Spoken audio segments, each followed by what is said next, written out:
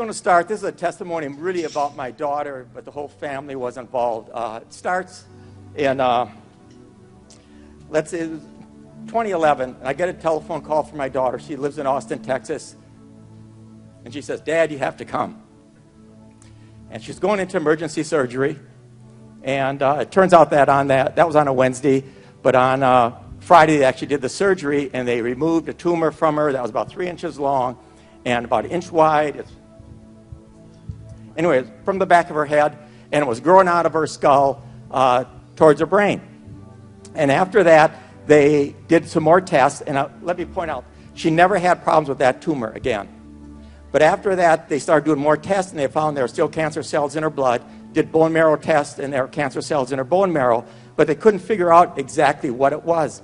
So they started looking at it there at the hospital in Austin. They contacted the Mayo Clinic. They contacted MD Anderson down in Houston, which is the best of the best in the world.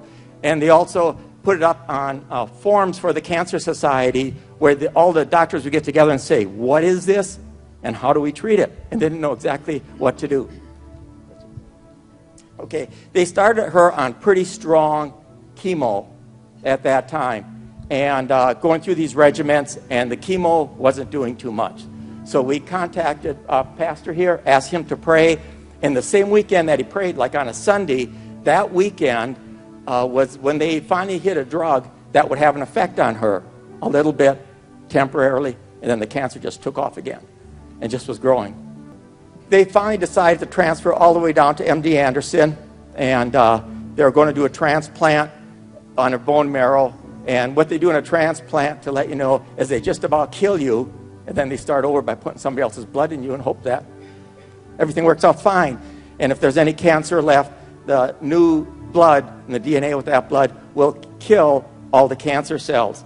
And I told Pastor what the issue was, and he had, as I was walking away, he has a word for me that really became important, and that is, "I see life and not death." I see life and not death. Why don't you all say that? I see life and not death. Okay, the other thing he told me, I was walking away and he pulled me back again and he said, "Go with the flow," which to me was that it wasn't going to be instantaneous. Just go with what the doctors say, but there's going to be life, not death. She went through the transplant, and after the transplant, I really needed that word, that I see life and not death. Let me just read some of the things that she went through. Friday night, you saw the baby hooked up with electrical stuff. Bonnie, you know what it's like. On her rack above her, there are 8 hooks. She had 2 bags on every hook plus. She had over 16 IVs going into her at one time. You vomit all day long. And that vomiting went on till about 20 days or 80 days after the transplant. Even when she was home, still would vomit at times. Okay?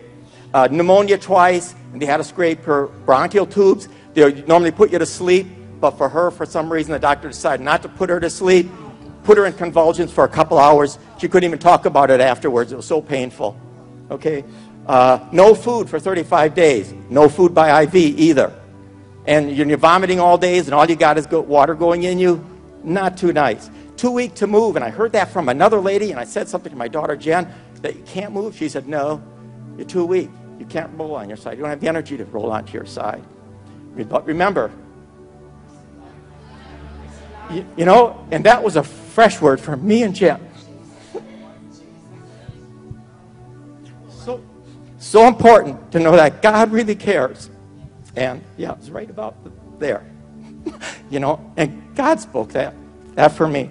Okay, and one of the things you look at is the results. And right after, or before you go in, they give you this real high dose of chemo, and the chemo is supposed to kill just about everything. And they tested her after the transplant, and the amount of cancer in her was less than 3%. And then 3 weeks later, they test her again, and it was 5 to 3%. And another 3 weeks later, it's 10 to 5%. And at that time, MD Anderson is saying, "I don't know what's going on here." And 3 weeks later, it's 10 to 20%, and the cancer is just growing again. And it turns out then she was starting to have kidney problems. That didn't look too good. But you know, there's life and not death. And just go with the flow. Just go with the flow. And one time even Jen said to me when I was getting a little bit down, I'm the caregiver, I'm supposed to cheer her up. But she says to me, Dad, there's life and not death. Okay, because of the kidney problem, they decreased the amount of drug that would cause rejection, that her body wouldn't reject. That meant the body was more likely going to reject and it's going to fight, but this fight going on might cause the new DNA to kill the old bone marrow. And they waited till 3 weeks after they changed that, and they tested her again. And when they do this test, they do a CT scan first, and the CT scan came out clear. But that's the least sensitive test. Then they did a PET scan. After the PET scan, you know, you get this stuff and it glows, and Jen normally glowed. She only had one bright spot after that. And then they went in and did the bone marrow aspiration, and it came out less than 3%. And then about 3 weeks ago, I talked to Jason when this happened, and came back to him and said, Jason, she got a telephone call. Doctor said, no cancer.